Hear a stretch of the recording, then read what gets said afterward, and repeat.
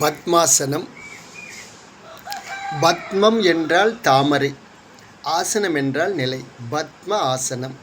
தாமரை புஷ்பம், தாமரை புஷ்பம் போன்ற நிலை.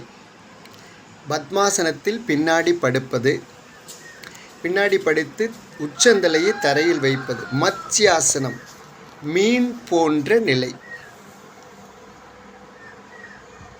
பின்னாடி படுத்து உச்சந்தலையை தரையில் வைக்கணும், கைகளை கால் மேலே வச்சுக்கணும். இது மீன் போன்ற நிலை.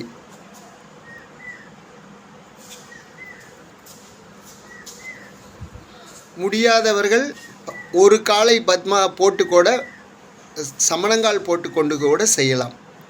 காலை நீட்டிக்கொண்டு கூட செய்யலாம். பத்மாசனம் போட்டு செய்தால் பயன் அதிகம். அடுத்து சர்வாங்காசனம். சர்வ அங்கத்துக்கும் ஆசனம், அதாவது பயன் தரக்கூடிய ஆசனம். சர்வ அங்க ஆசனம். சர்வ அங்கத்துக்கும் பயன் தரக்கூடிய ஒரு ஆசனம். ஆசனத்தினோட ராணி என்பார்கள் இந்த சர்வாங்காசனத்தை.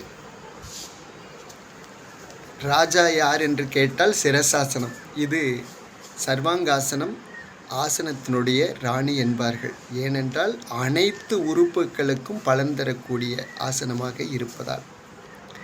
இது ஹலாசனம். காலை தலைக்கு மேலே கால் வளையாமல் நீட்டுவது, இடுப்பை உதவியாக பிடித்து கொள்வது. இது ஹலாசனம், களைப்பை போன்ற நிலை.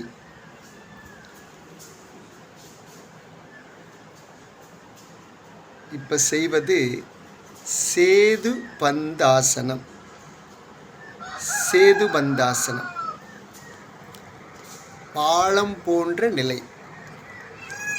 ராமேஸ்வரத்துக்கும் இலங்கைக்கும் பாலம் கட்டிய அந்த சேது, அதுபோல பாலம் அமைப்பு போல இந்த உடம்பு வளைந்திருப்பதால் சேது பந்தாசனம்.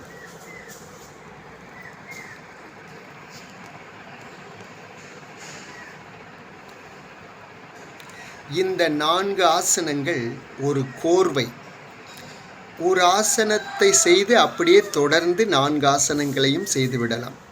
ஒரு ஆசனத்தில் குறைந்தது அரை நிமிடம், மத்யாசனத்தில் அரை நிமிடம், சர்வாங்காசனத்தில் 1 நிமிடம் அல்லது 2 நிமிடம் கூட இருக்கலாம், இருந்தால் நல்லது. அதே போல் ஹலாசனத்தில் 1 நிமிடம். இப்படி அதுக்கடுத்து சேதுபந்தாசனம் 1 நிமிடம். இப்போ மொத்தம் 4 ஆசனங்களையும் 4 நிமிடத்தில் முடித்து விடலாம். முதலில் தோப்பு கர்ணம் போட்டு விட்டு சூரிய நமஸ்காரம் ஒரு எத்தனை சுற்று செய்ய முடியுமோ அத்தனை சுற்று செய்துவிட்டு அதுக்கடுத்து இந்த ஆசனங்களை செய்ய வேண்டும்.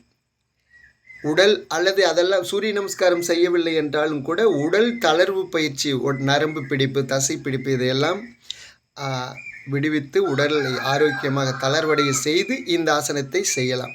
இப்படி இந்த 4 ஆசனங்கள். முதலில் பத்மாசனம். பத்மாசனம் செய்யும்போது நம்மளுடைய அடிவயிற்றில் உள்ள பிரச்சனைகள் எல்லாம் தீர்கிறது. காலுக்கு போகிற இரத்தம் தேங்கி அடிவயிற்றில் இருக்கின்ற உறுப்புகளை நன்கு செயல்பட வைப்பதால் இந்த அடிவயிற்றில் உள்ள பிரச்சனைகள் தீரும். மனம் அமைதி அடையும். தியானம் பண்ணுவதற்கு, பிராணாயாமம் செய்வதற்கு ஒரு உகந்த ஆசனம் பத்மாசனம். அதே போல் மத்யாசனம். மத்யாசனம் செய்யும்போது மார்பு விரிவடைகிறது. தைராய்டு, கழுத்து நல்லா இழுத்திருப்பதால் தைராய்டு நன்கு செயல்படுகிறது.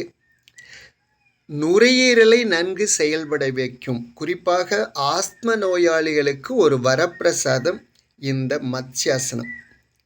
3வது ஆசனமான சர்வாங்காசனம் உடம்பில் இருக்கிற சர்வ அங்கங்களுக்கும் பலன் தரக்கூடிய ஒரு ஆசனம். இது குறிப்பாக தைராய்டை நன்கு செயல்பட வைக்கும். மத்யாசனம் செய்தால் சர்வாங்காசனம் செய்யணும். மாற்று ஆசனம்தான் சர்வாங்காசனம். அந்த தைராய்டு மத்யாசனத்தில்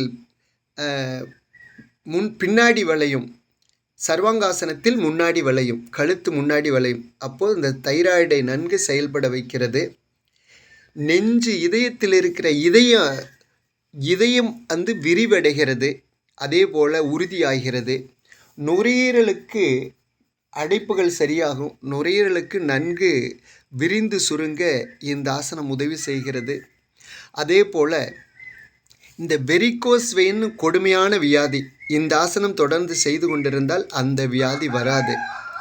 இப்படி இந்த ஆசனத்தினுடைய பலனை சொல்லிக்கொண்டே போகலாம். அதான் சர்வங்கத்துக்கும் ஒரு நிறைவான ஆசனம், பலன் தரக்கூடிய ஆசனம். சேது பந்தாசனம். கால், இடுப்பு, கைகள் இது நன்கு வளைகிறது. தசை பிடிப்பு, எலும்பு பிடிப்பெல்லாம் சரியாகும். இடுப்பு வலிக்கு இந்த ஆசனம் செய்யும் போதே சுகமாக இருக்கும், செய்த பின்னாடியும் சுகமாக இருக்கும், இடுப்பு வலி போயிடும். அப்படி இந்த 4 ஆசனங்கள் சிறப்பான பலன் தரக்கூடிய ஒரு கோர்வை, நாளும் சேர்ந்து ஒரு கோர்வை, ஒரு செட்டு என்று சொல்வார்கள். செய்து பாருங்களேன். நன்றி, வணக்கம்.